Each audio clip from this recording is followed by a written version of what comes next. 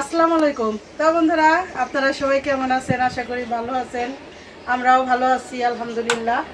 তো এই যে রান্নার সব গোছগাছ করে নিছি। প্রচণ্ড গরম, একদম গরমে নাক মুখ একটা ঝুলে যেতেছে।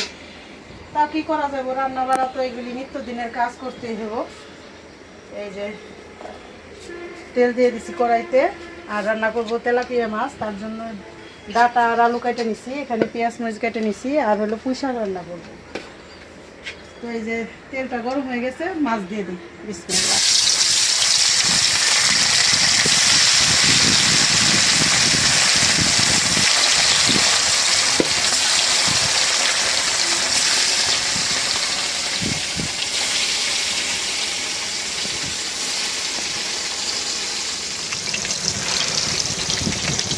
তো বন্ধুরা, এই যে আমাদের আরেকটা জিনিস দেখাই। এটা তো আমাদের গ্রামের এক ভাই দিছে, কিন্তু এতদিন লাগানো হয়েছিল না। এই কালকে না পরশু দিন লাগাই দিয়ে গেছে, পরের দিনের এসে লাগাই দিয়ে গেল। লাগাই দিয়ে গেছে। এখন কিন্তু আমাদের ফ্রেশ পানি, এই যে পানি, খাবার পানি নিতেছে, খাবার পানি নিতেছে একদম ফ্রেশ। আর পানিটা আমরা এই যে উঠায় দেখছি, মানে আগে রাখছি কতটা সুন্দর দেখেন। একদম এই যে পাতিলে রাখা হয়েছে, টলটলা পাতিলে না, পানি বোঝাই যেতেছে না, বোঝা যায় না এতটা ফ্রেশ পানি। টলটলা। তো যাই হোক, এখন ভালো হয়েছে, মায়ের একদম ফ্রেশ পানি খাইবে, আয়রন নাই পানিতে, ঠিক না? না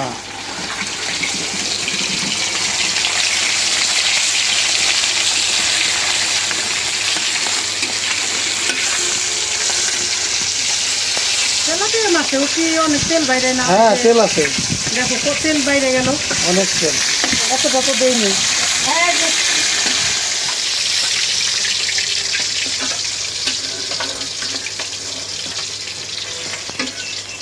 মাছ ভাজা হয়ে গেছে, ও খাই।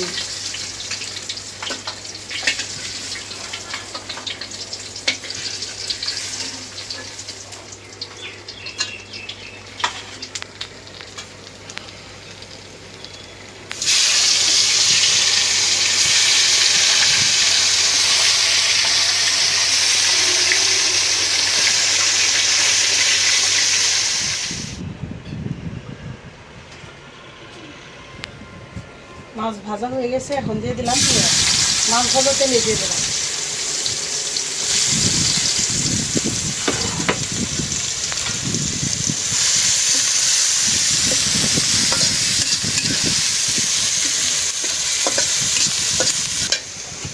পেঁয়াজ ভেজে নিলাম, দিয়ে দিলাম কাঁচামরিচ,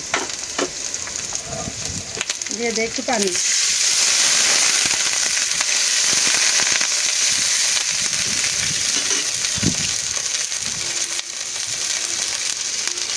দিয়ে দিলাম আদা রসুন জিরা বাটা।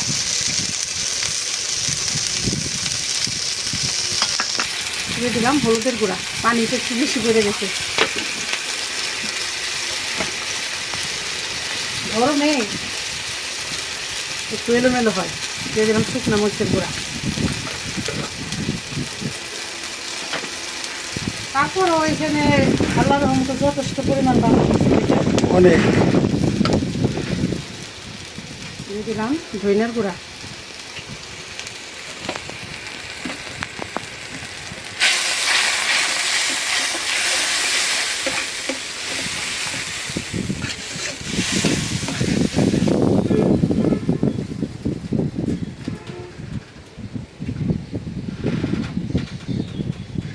আমাদের গেটের রং করা হয়ে গেছে, কি যে সুন্দর হয়েছে, ঠিক না?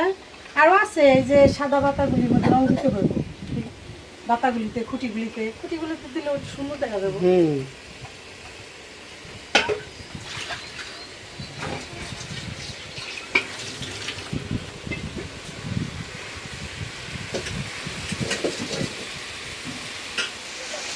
মশলাটা কষানো হইতেছে, এদিকে আমি এই যে পুঁই শাকের জন্য রসুনগুলি সেঁকে নিই।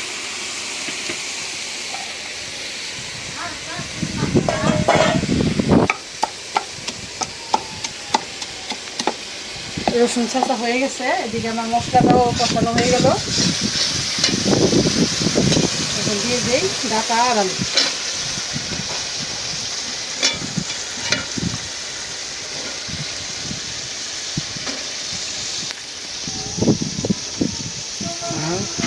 মাঝে মধ্যে দিয়ে আমাকে ডাটা আনো। ডাটাগুলো ভালো হয় এই জন্য।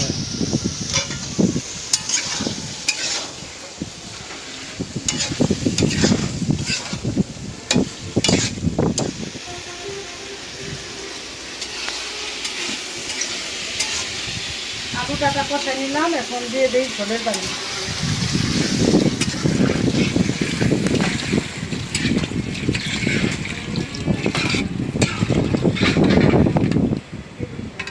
কষায় প্রায় সেদ্ধ হয়ে গেছে, এই জন্যে পানি কম করে দিলাম, ঢাকনা দিয়ে দিই।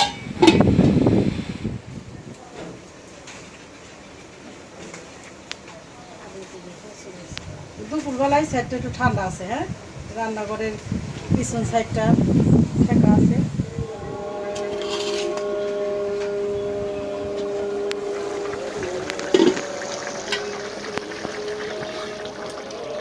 ডাটা দেখি কেমন নরম হলো।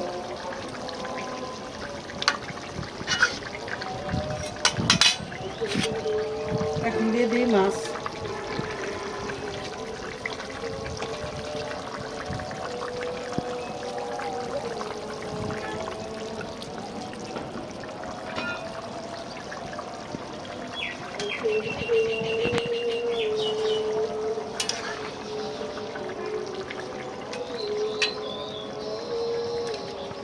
দিয়ে দিলাম জিরার গুঁড়া।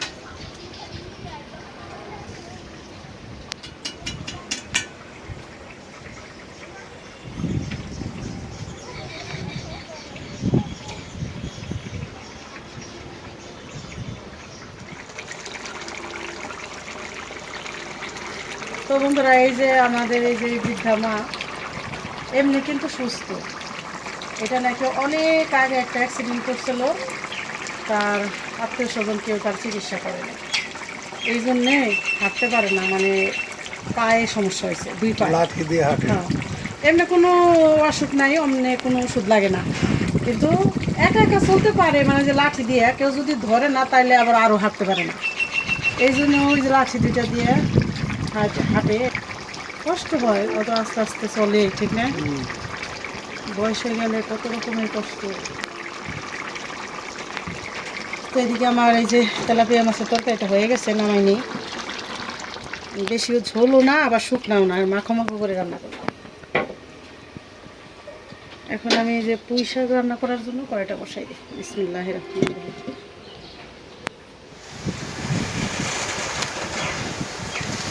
পুঁই শাক দিয়ে দিলাম কড়াইতে। পুঁই শাক দেওয়ার মাঝখানে দিয়ে দিলাম লবণ,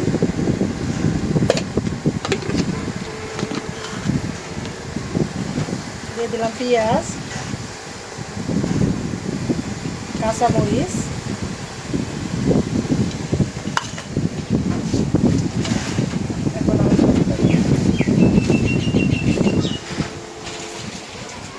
এখন কিন্তু পুঁই শাক অনেক ভালো লাগে, ঠিক না? পুঁই শাক যেভাবেই রান্না করি খাইতে স্বাদ লাগে। আর একটা ব্যাপার দেখাই, ওই যে বাচ্চাগুলি, মানে এখন তো তালের সিজনও না, এগুলি 12 মাসে ধরে গেছে, ঠিক না? কিছু তাল পাকছে, কিছু তাল কুই, এগুলি গেছে কালো পাইরে নিছে। ওরা কি করে, কুটা দিয়ে 2-4টা যা পারতে পারে, ওরা গাছে উঠতে পারে, ওরা পাইরে নিয়ে খায়। যে স্বামী না, ও আশ্চর্য হয়ে যায়, এতটুকু এতটুকু বাচ্চারা কিভাবে এই তাল গাছে উঠে। উঠে করে কি জানো, এই পুরা মাথাটা আছে না তাল গাছের, মাথাটা বইরা ঘুরে তারপরে না এই যে বাতা কাটি। আমি এটা দেখে পুরো আশ্চর্য যে ওরা কত ছোট, কিভাবে তাল গাছের মাথায় উঠে। তাহলে গ্রামের কিছু কিছু বাচ্চাদের যে এত অভিজ্ঞতা গাছে ওঠার, ঠিক না? ওদের দেখলে এটা বোঝা যায়। ওরা 3 জন আসছে, একটা কুটা নিয়ে আসছে, কুটা নিয়ে এসে গোটা তাল পাইরে নিয়ে।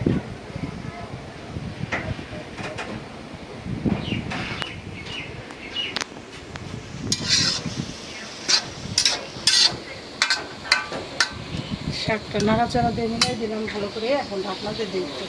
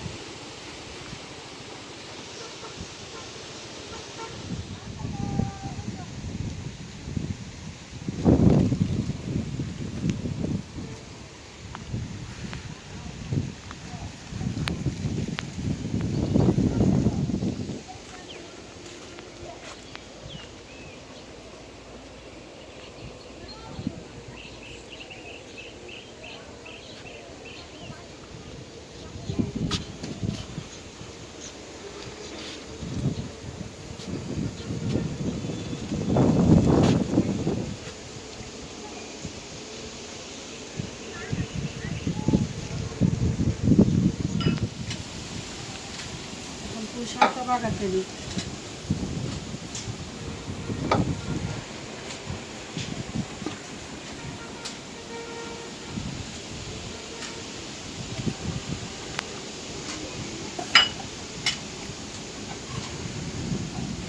দিয়ে দিলাম শুকনা মরিচ,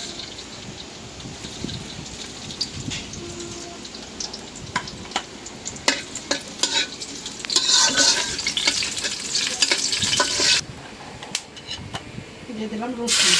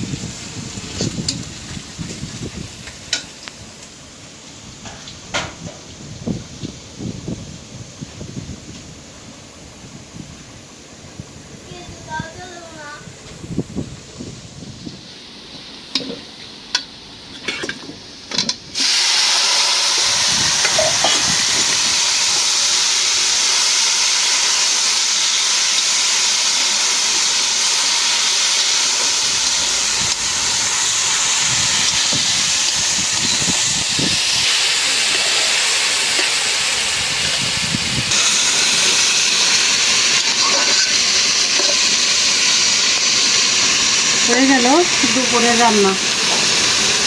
মাছ রান্না করলাম, শাক ভাজি করলাম, দুপুরের মতো রান্না হয়ে গেল। আবার খাওয়া দাওয়া হলে একটু তো খাওয়া আসছে। বিকালে আবার তোর চলবে, রাতে কি রান্না করবি, ঠিক আছে?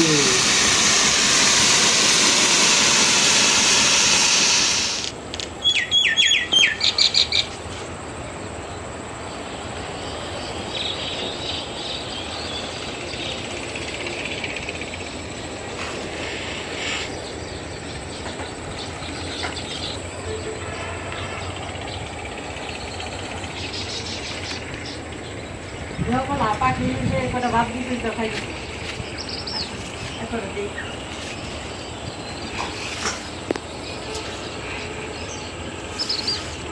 এই পাখি দুটা সব সময় না থাকে, সব সময় সকাল সন্ধ্যা দিই।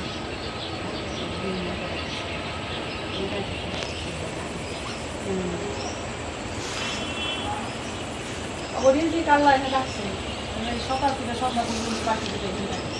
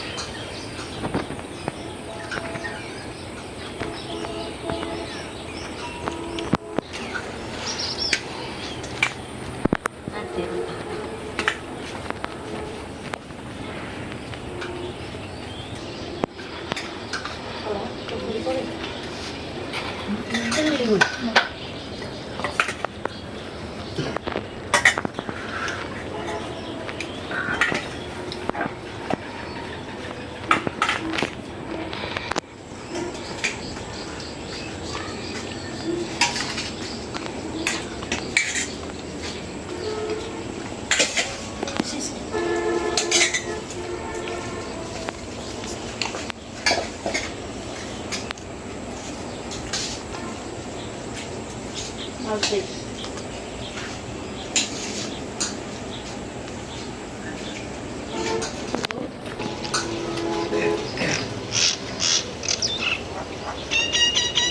এত গরম ছাড়ছে আর কারেন্ট তো থাকেই না, 1 ঘন্টা থাকে 1 ঘন্টা থাকে না, একদম এরকম সারাদিন রাত এরকম অবস্থা। দিনের বেলা তো তাও বারান্দায় বসে থাকা যায়, রোদ কম থাকে, ঠিক আছে, রাতে যে গরম লাগে। তো বন্ধুরা, একটা আইপিএস হইলে মায়েদের জন্য ভালো হইতো, কারণ মায়েরা রাত হইলে দিনে যেমন তেমন রাতে বেশি কষ্ট করে। মানে 1 ঘন্টা ঘুমাইলে কারেন্ট গেলে জাগনা হয়ে যায়, প্রচুর গরম। মানে এই যে বলি না আমি, যে মুখ জ্বলে এরকম, মুখ জ্বলে যায়, ঠিক না খালা? ওই তো অনেক কষ্ট হয়। এই যে এখন এই যে আমার মা খালার 8 জন আছে, তো এটা আইপিএস হইলে রাতে ঘুমটা ভালো হইতো, ঠিক না? রাতে ঘুমান যায় না, শুধু পাংখা নাড়াম থাকে, ঘুম ধরেই না। যাই হোক, আমার যদি কোনো বন্ধুরা বা ভাই বোনেরা যদি কেউ একটা আইপিএস দেয়, তাহলে মায়েরা একটু ভালো থাকবো, সুখে থাকবো। মায়েদের জন্য তো কত খাটাখাটি করতেছি, যেন তারা একটু ভালো থাকে। অসহায় মায়েরা তারা একটু খুশিতে থাকলে, ভালো থাকলে, আনন্দ থাকলে আমাদেরও ভালো লাগে। তো আপনাদের জানাইতেছি যে যদি কেউ একটা আইপিএস দেন, দিতে পারেন, যে মায়েরা ভালো রইল। ওই আইপিএসটার জন্য আল্লাহ যদি চায়, একটা আইপিএস টিকে গেলে 5 বছর আর 10 বছর নাই, সেটার যে বাতাস আর লাইটের আলো, এটা মায়েরা পাইব, ঘর আলোকিত হয়ে যাবে। যখন কারেন্ট থাকবো না, তখনও ঘর আলোকিত থাকবো, ঠিক না? তাই আবেদন করলাম একটু।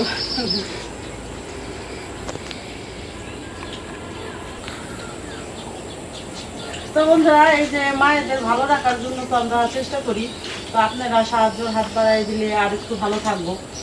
যে যে দেশ থেকে আমাদের ভিডিও দেখেন, যারা এই ভিডিও দেখেন, যাদের সামর্থ্য আছে, তাদের বলি যে কম বেশি যদি হেল্প করেন আমাদের বৃদ্ধাশ্রমে। কারণ আমাদের বৃদ্ধাশ্রমটা হলো নতুন, মাত্র 2 মাস ধরে চালু হয়েছে। তো আল্লাহর রহমতে মায়েরা, অসহায় মায়েরা 8 জন আছে। তো আস্তে আস্তে অনেক জায়গা থেকে ফোন আসতেছে, ঈদের পর চলে আসবো। তো আমাদের ফান্ডে কোনো টাকা নাই, কারণ নতুন জিনিস, যে কাজ করতে যায় সেখানেই টাকা লাগে। এই যে গেট রং করতেছে, এই যে এখানে তো একজন কিছু টাকা দিচ্ছে, সেটাতে শুরু করা হয়েছে। আর রঙের কাজ তো বলতে গেলে অনেক, মানে জানালা দরজা রঙের কাজ এখনো কিছুই করা হয় নাই।